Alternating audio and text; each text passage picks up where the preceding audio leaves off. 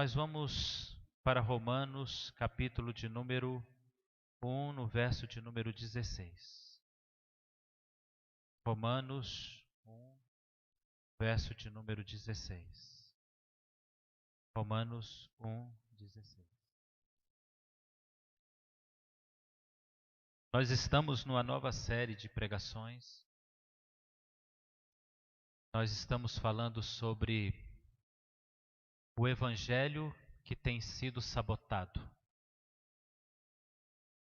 A sabotagem é uma atitude que nasceu na guerra. Na Primeira Guerra Mundial apareceu essa palavra vinda dos aliados dos americanos.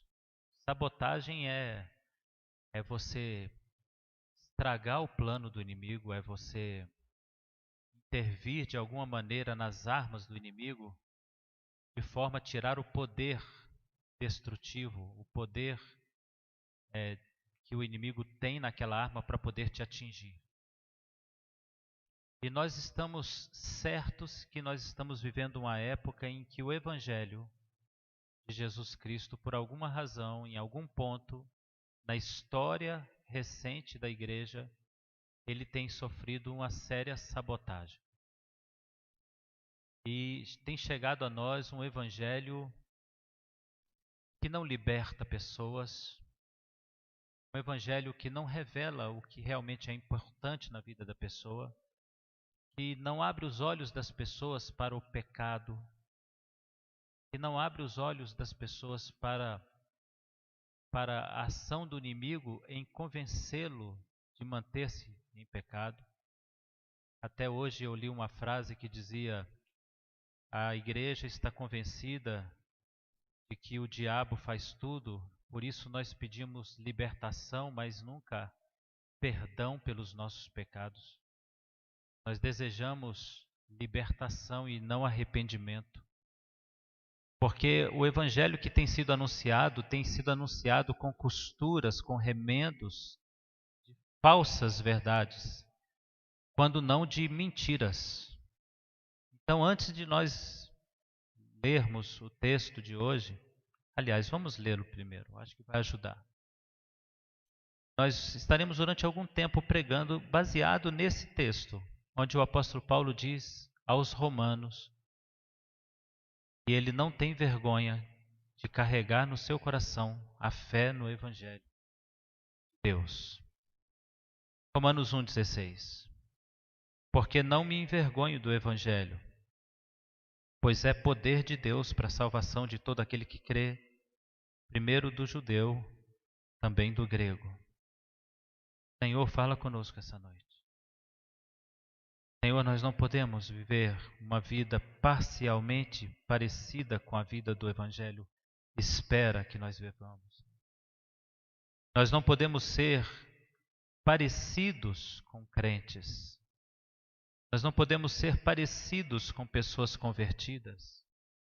Nós não podemos ser alguém que lembra o Evangelho. Nós temos que ser alguém que vive o Evangelho. Então peço ao Senhor, ó Deus, que essa palavra de hoje entre nos nossos corações. Nós já temos tão pouco tempo, ó Deus, para poder falar, para poder tocar o coração dos irmãos. E, ó Deus, se em a sua ajuda, sem o seu auxílio, será impossível. Então, ó Deus, Espírito Santo de Deus, venha, Senhor, falar. Venha tocar em nossas vidas. Venha encher-nos, ó Deus, da tua sabedoria. E que o Espírito Santo nos auxilie em toda essa tarefa tão séria e tão importante que é anunciar o Evangelho, o verdadeiro Evangelho do Senhor. Assim te peço essa noite. Sei que o Senhor nos trouxe aqui, ó Deus, porque é desejo do Senhor o que ouçamos a tua voz. E aqueles que porventura entrarem para assistir esse culto depois, em outro momento, ou estão assistindo agora, são também alvo do Senhor para que essa mensagem chegue a eles. O Senhor os escolheu para o dia de hoje para ouvir essa mensagem. Então, Espírito Santo, que nenhum de nós seja tolo para jogar fora a oportunidade de ouvir a tua voz, mas que sejamos sábios para ouvi-la e aplicá-la em nossa vida. Em nome de Jesus. Amém. Eu vou pedir a ajuda do Fábio agora. Isso. Não sei se vocês sabem, mas no passado, quando um profeta ia profetizar, então ele chamava os tangedores, que eram os tocadores. E assim, enquanto a música era ministrada, o profeta profetizava. Como eu acredito que estou aqui na qualidade de profeta para falar da palavra do Senhor, então a melodia ela vai gerar uma atmosfera que vai nos ajudar a colocar o nosso espírito em calma, em paz, para ouvir a voz do Senhor. Amém? Mas não presta atenção nele não, eu sou mais bonito que ele. Olha para mim. Eu quero fazer um convite para você, um convite de um exercício. Quero convidar você a exercitar a sua imaginação. Amém? Quando eu preparo uma pregação, eu exercito muito a minha imaginação. Já disse isso aqui, eu fecho os meus olhos em casa e tento imaginar a cena do texto que eu acabei de ler, da história que está por detrás desse texto, para poder ter uma visão clara da mensagem que está proposta naquele texto. Então eu quero sugerir a todos nós que façamos um exercício de imaginação. Imaginemos uma cena onde, na mesma cena, apareçam 6 palavras: simplicidade, humildade e pobreza de um lado. Simplicidade, humildade e pobreza. Do outro lado, você vai imaginar suntuosidade, riqueza e glória. Agora, de posse dessas 6 palavras, humildade, simplicidade, pobreza, suntuosidade, riqueza e glória, vamos imaginar que haja 2 personagens. Um é uma pessoa apenas. Um homem que claramente na sua imagem física, no seu estereótipo, ele carrega a imagem da simplicidade. Então, olhando para ele, você vê uma pessoa simples. Ele carrega na imagem dele o estereótipo da humildade.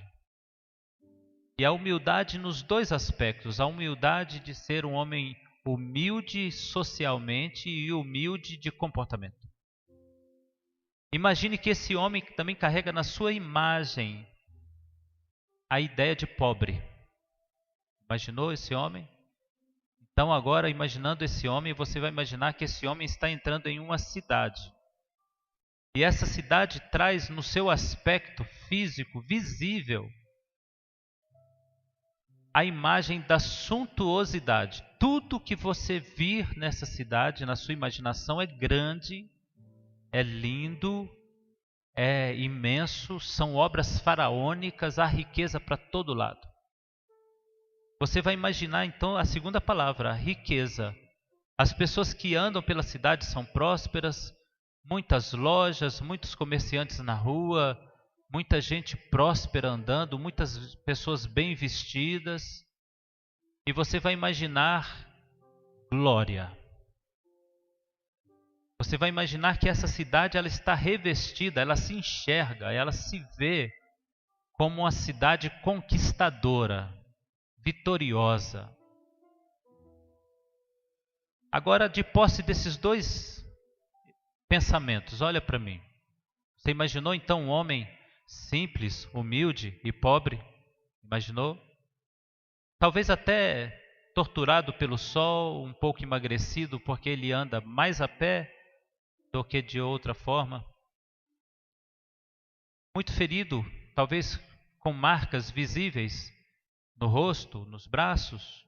Imaginou esse homem caminhando com a roupa simples e com os pés empoeirados, entrando dentro de uma cidade muito rica.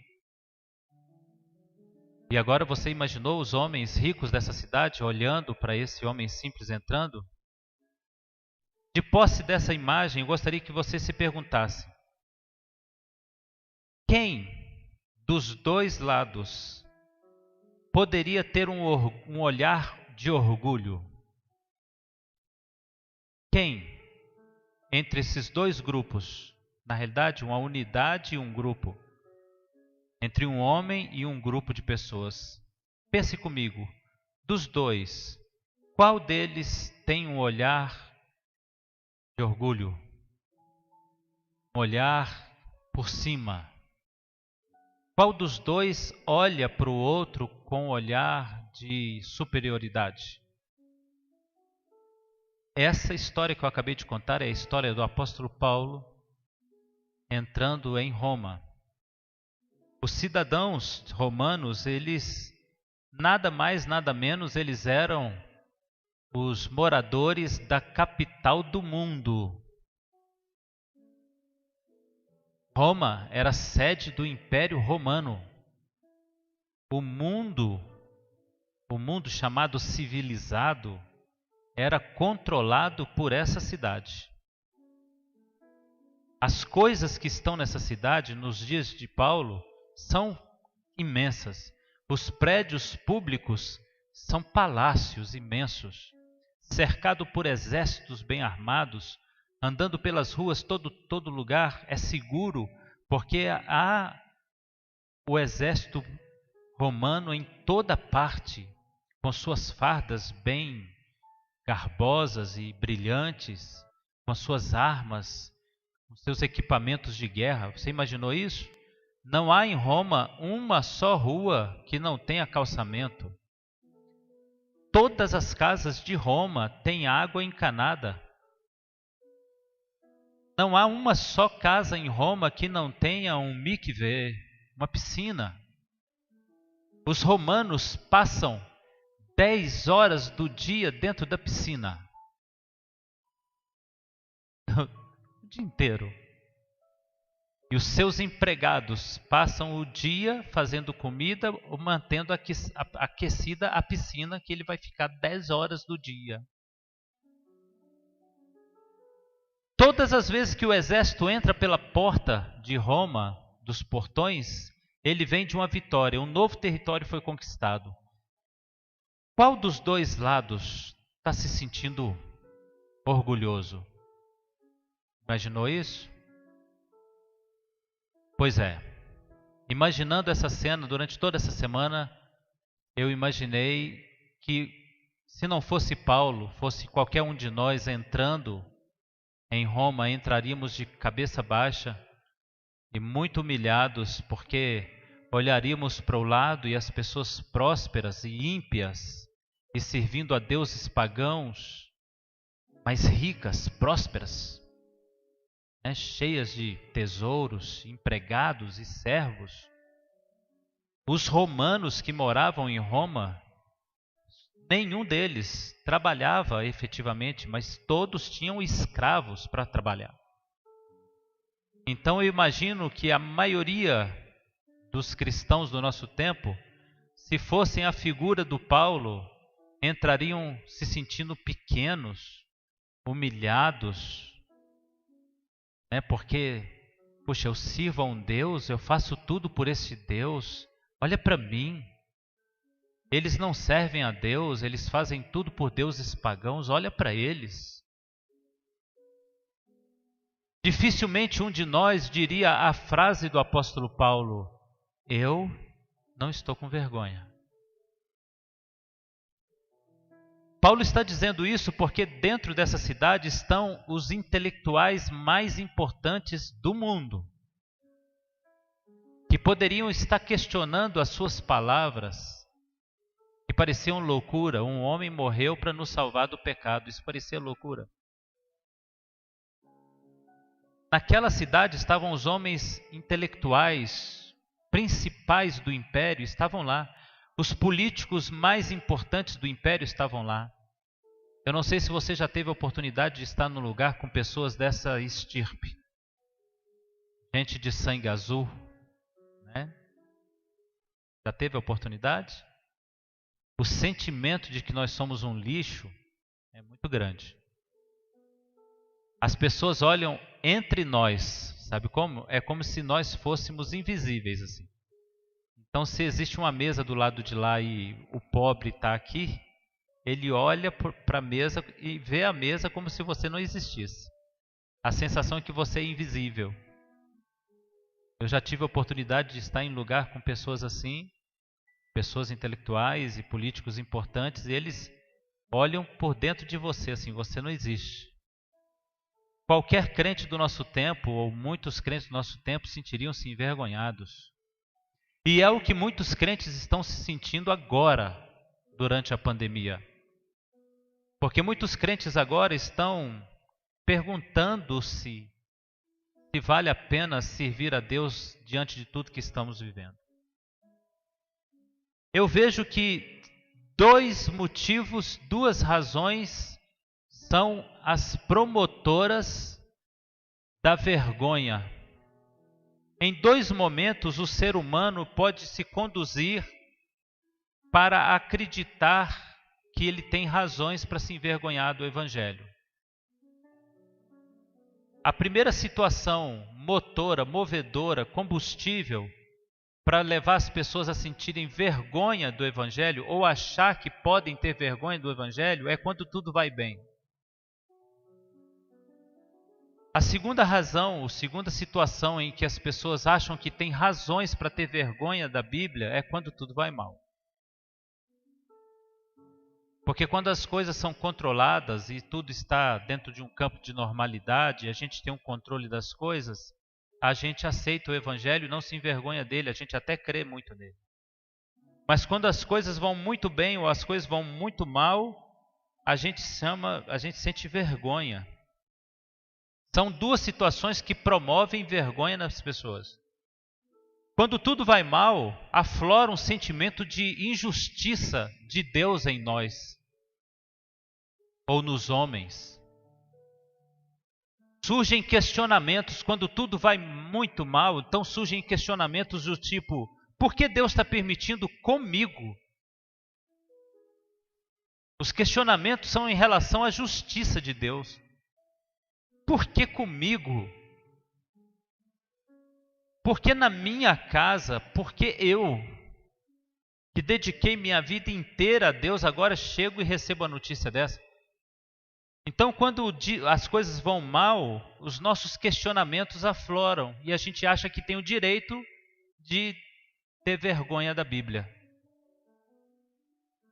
Quando a gente chega diante do médico e o médico diz: olha, você tem câncer e você demorou um pouco para chegar aqui, então talvez o tratamento seja um pouco doloroso e vamos ter fé. Quando o médico diz vamos ter fé, ele abandonou aquilo que ele mais acredita, que é a razão. Então ele está dizendo que a razão, a ciência não tem resposta mais.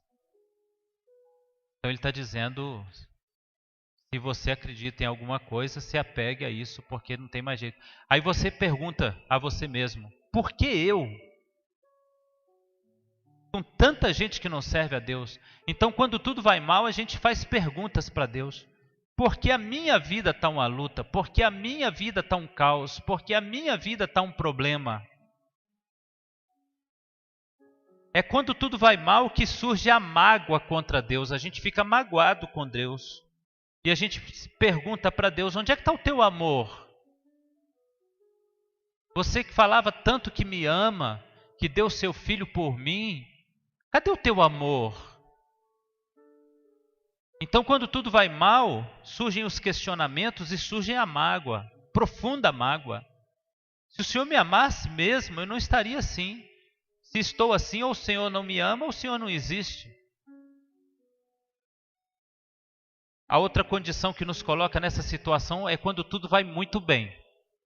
Porque quando tudo vai muito bem, a gente vive um sentimento de independência. É o inverso, é o outro polo. E os questionamentos passam a ser outros. A gente questiona a Deus: por que eu preciso dele? Quando tudo vai muito bem, a gente pergunta: por quê? Para que eu preciso de ir na igreja? Para que eu preciso acreditar num Deus se eu resolvo minha vida?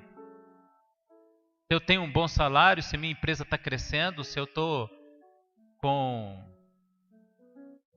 dinheiro no banco sobrando, se eu estou trocando de casa todo ano e comprando mais casa, se minha família vai bem, se meus filhos estão se formando. Preciso de Deus para quê? Em lugar da mágoa, quando tudo vai bem, o indivíduo fica rebelde. E ele diz assim: por que eu me submeteria a uma religião, a uma série de regras? Eu não vou me submeter a religião nenhuma.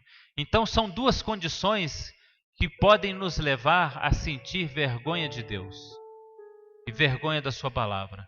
Quando tudo vai muito mal e quando tudo vai muito bem. A grande questão aqui, irmãos, que está envolvido nisso é a lógica. A lógica é a grande questão que está envolvendo toda essa nossa conversa. Nós vivemos o tempo do pragmatismo e o evangelho do pragmatismo. Vou tentar definir assim de uma maneira bem simplória, porque tecnicamente é complicado. Pragmatismo nasce da filosofia, é um sentimento filosófico, é um pensamento filosófico, mas o pragmatismo seria basicamente o seguinte: tudo que dá certo é verdade e tudo que não dá certo é mentira. Seria basicamente definir assim: se alguém fala alguma coisa e essa coisa dá certo, então isso é uma verdade. Mas se alguém fala alguma coisa e essa coisa que ele diz não dá certo, então isso é uma mentira. No pragmatismo não há possibilidade de uma verdade absoluta. Porque a verdade absoluta ela não estaria preso ao fato de dar certo ou dar errado. E eu gostaria que você percebesse como que a nossa geração é pragmática. Então a gente só acredita naquilo que dá certo. Se deu certo, é verdade. Se vai funcionar, então é verdade. Se não funciona, é mentira. E essa geração pragmática, que acredita só nas evidências, ela não aceita uma verdade absoluta, quando a verdade absoluta ela passa por sobre todas essas condições do dar certo ou dar errado. Vocês estão entendendo? Então veja como isso vem contra Cristo. A Bíblia diz: conhecereis a verdade vos libertará. Há uma só verdade na Bíblia e a verdade é absoluta.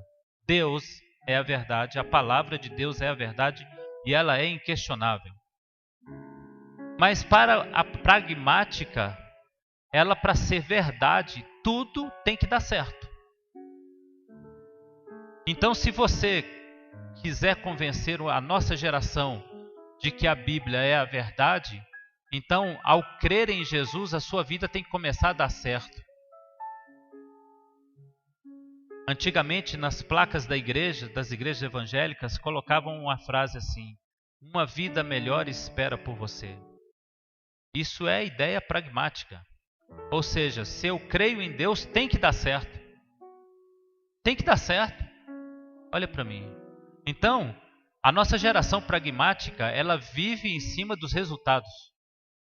Se alguém está doente, a Bíblia diz: ele levou sobre si as nossas dores. Eu tenho que orar e tem que ser curado, porque se não for curado, não é. Deus mentiu para mim. Não é verdade. O comportamento pragmático nos condicionou o evangelho ao poder da vontade do homem. O tema da minha mensagem hoje é: não aceite o evangelho pragmático. Porque para entender os argumentos de Deus, você tem que entender que ele não está dizendo que tudo vai dar certo. Ele está dizendo que tudo que ele projetou vai dar certo. É diferente. E o que é que ele planejou? O que é o evangelho? O evangelho é o anúncio das boas novas. Quais são as boas novas? Você estava condenado. Você estava destinado ao inferno. E a boa notícia é que Jesus morreu por você. E se você crê em Jesus, você não vai mais para o inferno. Presta atenção. Destino muda. Condição, nem sempre. O Evangelho nunca disse para você que ao crer em Jesus, a condição que você está muda. Mas ele diz que a situação futura muda. Vocês estão entendendo isso? Então o anúncio do Evangelho não é uma vida melhor espera por você aqui. A notícia do Evangelho é uma vida melhor espera por você depois daqui. Então, se nós vivemos dentro de uma sociedade pragmática, isso é um absurdo. Porque como é que eu vou seguir um Deus que não resolve meus problemas aqui? O verdadeiro Evangelho de Jesus Cristo só pode ser entendido pela palavra do próprio Paulo. O Paulo disse assim: eu não me envergonho de estar nessa condição, diante desta condição dessa cidade, porque eu sei para onde vou e sei para onde vocês vão. Eu sei que a minha ausência de riqueza não será fator preponderante para eu estar vivendo a riqueza eterna. E a sua momentânea riqueza não será determinante para que você seja rico também para a eternidade. Mas a minha riqueza eterna se determina pela fé em Cristo, enquanto a tua riqueza momentânea não compra a vida eterna. Então veja que o anúncio do Evangelho ele é muito simples. Então o apóstolo Paulo diz: eu não tenho vergonha. Vamos lá em Romanos 1:16. Não me envergonho do Evangelho, porque ele é poder de Deus para a salvação. Vamos ler juntos? Não me envergonho do Evangelho, porque é poder de Deus para a salvação. Eu não me envergonho, essa é a explicação do Paulo. Por que ele não tem vergonha? A resposta dele é não se sentir envergonhado, inferiorizado, porque ele está em situação momentânea, inferior ao outro que nem crê em Deus. Porque ele acredita no poder de Deus. Então agora eu quero pegar legal com você. Você pode ter entrado aqui e se não foi da minha alma o que eu vou falar aqui agora, se foi o Espírito, eu posso estar falando com pessoas aqui que estão, por muitas vezes, falando com Deus: vou desistir do Evangelho, vou desistir de ser crente, não vale a pena. Não vale a pena porque a gente está vivendo uma situação aí que Deus não está resolvendo nossos problemas. Deus não está intervindo. Mas o apóstolo Paulo disse: eu não me envergonho porque o Evangelho é poder.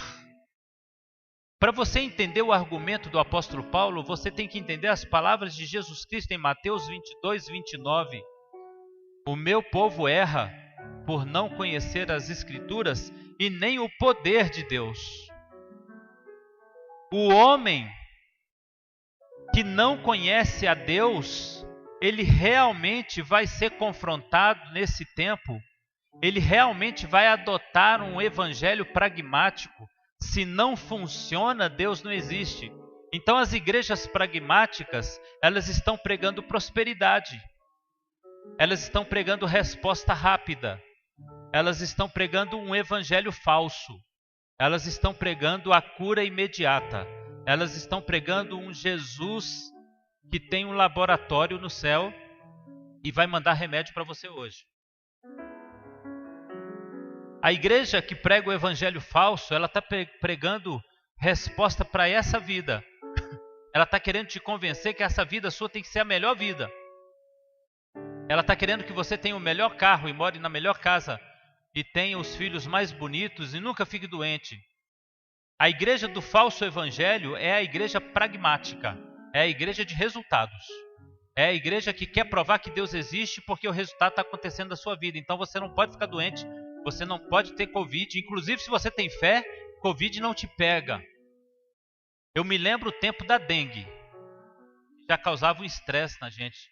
Eu tive dengue. Fiquei dengoso, eu, meu filho, minha esposa. Ficamos todos dengosos. E eu me lembro de uma igreja que fez uma campanha da unção contra a dengue. E o camarada levava para casa um frasquinho de óleo para passar no corpo e não pegava dengue. Eles só não provaram isso. Mas a igreja pragmática é a igreja que quer que você creia em Deus só se Deus puder fazer por você o que você precisa. Mas eu quero que você entenda que esse não é o evangelho de Cristo. Esse é o evangelho distorcido. Esse é o evangelho mentiroso. Essa é a mensagem sabotada.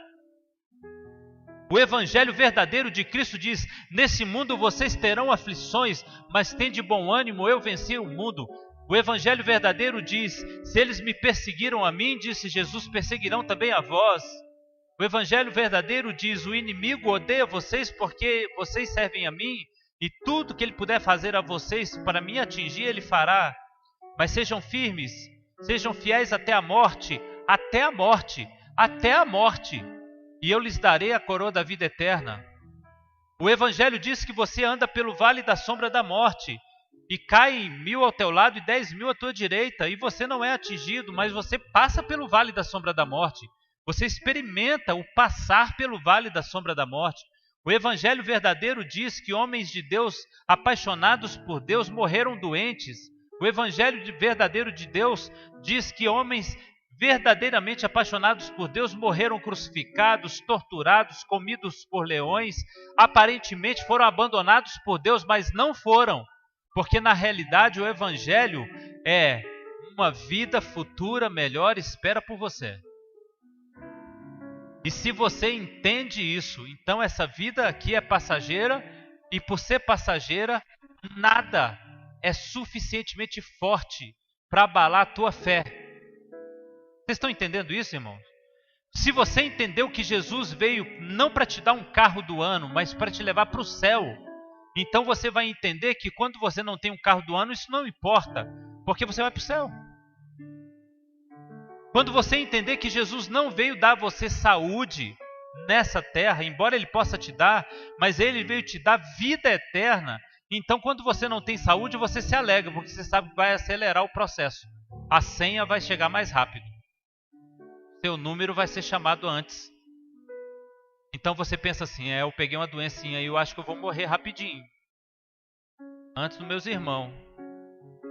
Então eu acho que eu vou para o céu. Glória a Deus. Vou chegar lá primeiro que ele. Vou aproveitar mais. Porque quando você conhece o evangelho, você não é pragmático. Você é fiel.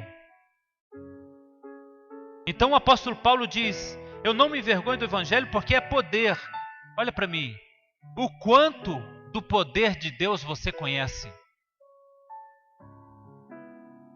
O quanto de Deus você conhece?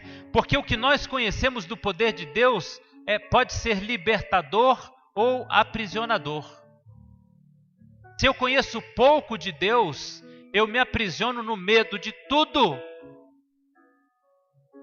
Tem crente trancafiado em casa, morrendo de medo, pavor, pânico de morrer. Enquanto eu estou orando para morrer. Mas que isso, pastor? O apóstolo Paulo disse assim: eu estou num conflito comigo mesmo. Eu não sei se morro agora e vou encontrar com o Senhor, ou se eu vivo um pouco mais de tempo para ganhar mais alma para Jesus. Morrer é bom. Ficar vivo é bom, mas morrer é muito melhor. Enquanto o crente que vê o céu como seu futuro, a morte não o assusta, os crentes que não conhecem o poder de Deus estão temerosos. Porque deixa eu dizer uma coisa para você, irmão. Crente pode morrer de Covid? Pode, muitos estão morrendo. E estão muito melhor do que nós. E o crente verdadeiro está muito melhor do que eu e você. Ele está em glória. Ele está ao lado do Pai. Crente pode morrer de Covid? Pode. Pode morrer de dengue. Pode morrer de espinha. É como assim morrer de espinha, pastor? Lá em Belo Horizonte o cara foi espremer uma espinha, pegou a infecção e morreu. Crente pode morrer de gripe. Crente pode morrer atropelado. Crente pode morrer de qualquer maneira que um ser humano pode morrer. Mas o crente nunca poderá morrer espiritualmente. Se você conhecesse o poder de Deus, então você teria uma ideia diferente do bem e do mal. E você teria uma ideia diferente do quanto o mal tem poder e o quanto Deus tem poder. Porque quanto mais eu me aproximo de Deus, mais noção do poder de Deus eu tenho. e mais noção da fraqueza do diabo eu tenho. Então a grande questão aqui é o quanto você conhece do poder de Deus. Se você não conhece o poder de Deus, então você tem muito motivo hoje para chegar em casa, reclamar e falar com Deus assim: Deus, o Senhor não existe é nada. Você quer saber de um negócio? Eu vou te largar. Eu vou largar esse trem de igreja, isso é uma bobagem danada. Eu vou abandonar esse trem de ficar lendo Bíblia, ficar orando para quê? Se você não conhece o poder de Deus, você vai orar assim até se desviar. Mas se você decidir experimentar o poder de Deus,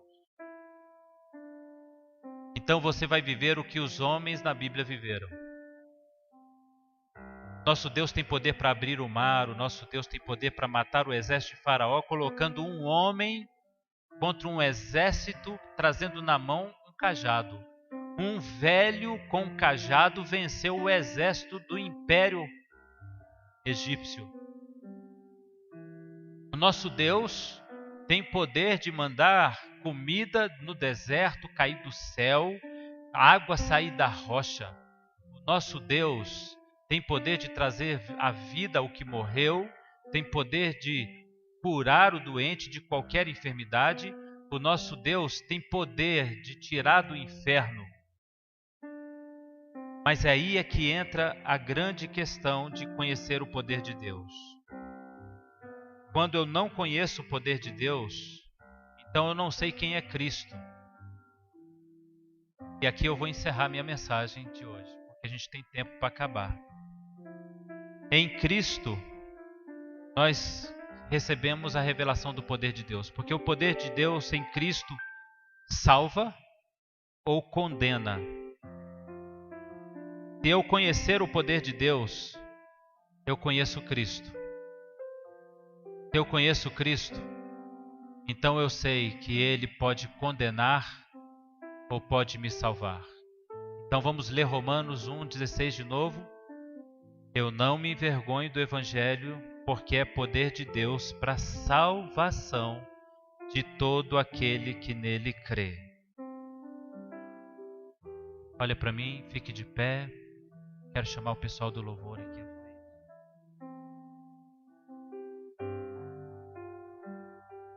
Ele é poder de Deus para salvação. Você sabe o que está embutido nisso? O Paulo está dizendo: eu não me envergonho do ímpio ter coisas que eu não tenho. Isso não me envergonha. Eu não me envergonho em ter uma vida humilde enquanto o ímpio tem uma vida próspera. Porque eu tenho o que ele ainda não tem e nem sabe que precisa. Eu tenho a vida eterna. Então está subentendido na palavra de Paulo que quem conhece a Deus não se envergonha dele, porque conhece o seu poder para salvar e o seu poder para condenar. Logo, meu querido, não seja um crente pragmático. Eu quero dizer uma palavra para crentes que estão aqui chateados com Deus, porque Deus não está fazendo o que Ele está esperando que seja feito.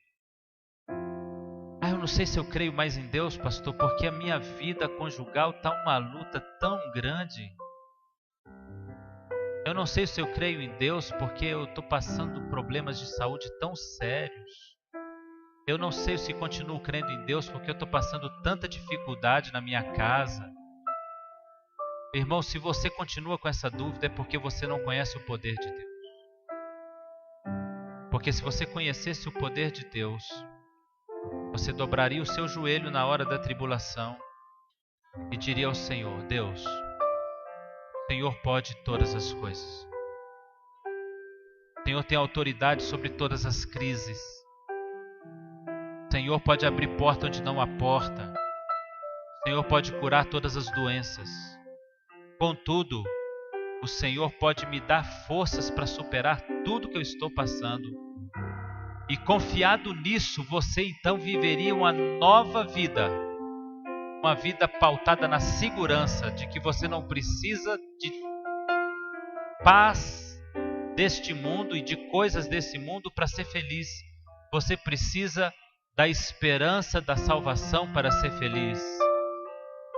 O apóstolo Paulo estava preso quando ele disse: eu não me envergonho do Evangelho, porque ele é poder de Deus para a salvação de todo aquele que crê. Ele também disse em prisão: quer pois vivamos ou morramos, somos do Senhor. Ele também disse, estando preso por autoridades que o odiavam, ele disse: eu sei estar em abundância, eu sei padecer necessidade, eu sei viver a saúde, eu sei viver a doença. Fui perseguido diversas vezes, fui torturado, fui oprimido, fui humilhado. Em todas as coisas estou experimentado a ter o bem quanto o mal, porque eu posso todas as coisas naquele que me fortalece. O crente que conhece o poder de Deus não olha para o mundo, olha para Deus. Então deixa eu convidar você a conhecer Deus. Olha para mim. O que está te faltando não é solucionar os problemas, é solucionar o seu maior problema, que é estar distante de Deus. O dia em que você entender que o seu problema não é com seu marido, o seu problema não é com a doença, o seu problema não é com o problema, o seu problema é com o seu distanciamento de Deus, porque se você estivesse perto dele, ele estaria trazendo para você a força para superar tudo isso, então você estaria bem pertinho dele. Então, pensando nisso agora, entendendo isso agora, eu peço a você que leve tua mão ao teu coração, se isso fez sentido para você. A luta, irmãos, ela é um grande discipulado de Deus em nossa vida. Estamos sendo treinados por meio da luta. Eu vou repetir isso porque pessoas aqui precisam ouvir isso. Estamos sendo treinados por meio da luta. Se você passar pela crise conjugal fiel a Deus, você será um crente aprovado. Se você passar pela enfermidade fiel a Deus, você será um crente aprovado. Se você passar pela tribulação sendo fiel a Deus, você será um crente aprovado. Se você passar pela necessidade sendo fiel a Deus, Ele te coloca sobre o muito. Se você passar por qualquer situação sendo fiel a Deus, você então agradará ao seu Senhor e a vida eterna estará em você. Amém? Nós vamos fazer uma oração.